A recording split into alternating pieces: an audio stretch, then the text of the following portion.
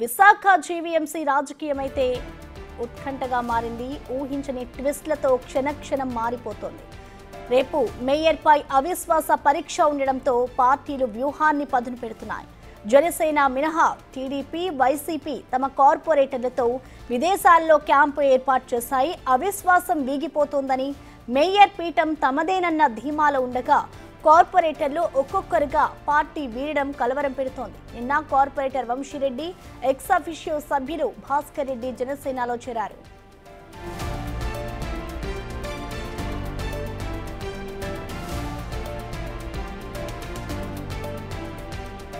ఇవాళ రాత్రికి మలేషియా నుంచి టీడీపీ కార్పొరేటర్లు విశాఖ చేరుకోనున్నారు. ఎల్లుండి వరకు వైసీపీలో కొలంబోలో క్యాంప్ కొనసాగనుంది. అయితే కోరం లేకపోతే అవిశ్వాస పరీక్ష వాయిదా పడనుంది.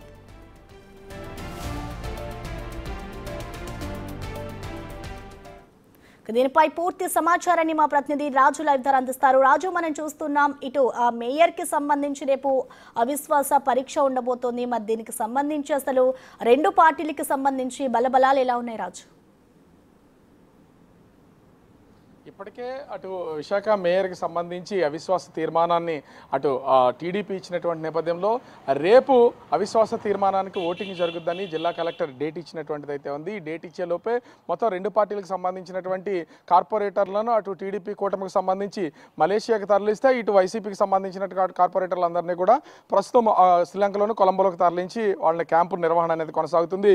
ఈరోజు సాయంత్రం అంటే దాదాపుగా రాత్రికి టీడీపీకి సంబంధించి కూటమిలో ఉన్నటువంటి అంటే టీడీపీ, జనసేన, బీజేపీలో ఉన్నటువంటి పార్టీలకు సంబంధించిన కార్పొరేటర్లు అందరూ కూడా ఈరోజు రాత్రికి విశాఖ ఎయిర్పోర్ట్కు రానున్నారు. రేపొద్దున ఓటింగ్లో పాల్గొనే అవకాశం అయితే ఉంది. అయితే ఈ నెల 20వ తేదీ వరకు వైసీపీకి సంబంధించిన కార్పొరేటర్లు అందరూ కూడా ప్రస్తుతం కొలంబోలో ఉన్నారు కాబట్టి ఇక్కడ అవిశ్వాస తీర్మానం వీగిపోతే వాళ్ళందరూ తిరిగి వచ్చే అవకాశం అయితే ఉంది. రెండు పార్టీలకు సంబంధించినటువంటి నాయకులు ముఖ్యంగా కూటమి గెలుపు మాదే అని చెప్తుంది. మరోపక్క వైసీపీ కూడా అవిశ్వాసం వీగిపోతుంది. మేయర్గా రానున్నటువంటి దాదాపుగా 9 నెలల పాటు హరి వెంకట కుమారే కొనసాగుతుందని వైసీపీ ధీమాగా చెప్తున్నటువంటిది. ఇక్కడ మొత్తం 97 మంది కార్పొరేటర్ల ఓట్లు ఉన్నాయి. దాదాపుగా ఎక్స్ అఫిషియో మెంబర్స్గా చూస్తే అటు విశాఖ సిటీలో ఉన్నటువంటి 4 ఎమ్మెల్యేలు, భీమిలి ఎమ్మెల్యే, అదేవిధంగా పెందుర్తి ఎమ్మెల్యే, గాజువాక ఎమ్మెల్యే, ముఖ్యంగా చూస్తే అనకాపల్లి ఎమ్మెల్యే, వీళ్ళ ఈ 4 ఎమ్మెల్యేలతో మొత్తం 8 మంది ఎమ్మెల్యేలు, అదేవిధంగా ఎంపీలు ముఖ్యంగా చూస్తే ఇటు విశాఖ ఎంపీ, అనకాపల్లి ఎంపీ వీళ్ళు ఓట్లు నమోదు చేసుకుని ఉంటే దాదాపుగా 11. ఈ లెక్కను చూస్తే ఇంచుమించుగా 111 నుంచి 112 ఓట్లు ఎక్స్ అఫిషియోతో పాటు అవుతాయి. దీనిలో ఇప్పటికే అటు వైసీపీకి సంబంధించి 34 మంది కొలంబోలో ఉన్నారని చాలా ధీమాగా చెప్తున్నారు. వాళ్ళకి బొత్స సత్యనారాయణ ఓటు ఉంది, రాజ్యసభ సభ్యుడు ఓటు ఉంది గొల్లబాబురావుకి సంబంధించి, అదేవిధంగా ముఖ్యంగా వరదు కళ్యాణి ఓటు, ఇట్లా ఎక్స్ అఫిషియో వైసీపీకి ఉన్నాయి, అదేవిధంగా టీడీపీకి కూడా ఉన్నటువంటి పరిస్థితి అయితే ఉంది.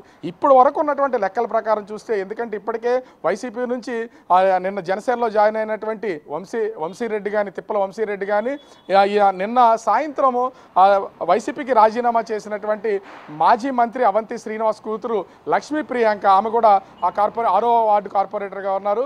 ఆమె రిజైన్ చేసినటువంటి నేపథ్యంలో కొంత వైసీపీకి సంఖ్య తగ్గే అవకాశం అయితే ఉంది. కానీ వైసీపీ చెప్తున్న దాని ప్రకారం దాదాపుగా 34 మంది కార్పొరేటర్లతో మేము కొలంబోలో క్యాంపు నిర్వహణ చేస్తున్నాం కాబట్టి మిగిలినటువంటి వాళ్ళు ఖచ్చితంగా పార్టీ మారే అవకాశాలు ఉంటాయని వాళ్ళందరినీ ఇక్కడే వదిలి వెళ్ళినటువంటిది అయితే ఇక్కడ స్పష్టంగా కనిపిస్తుంది. ఈ లెక్క ప్రకారం చూసినా కూడా కోరం ఉండాలంటే 74 ఓట్లు కూటమిలకు సంబంధించినటువంటి వాళ్ళకు ఉండాలి.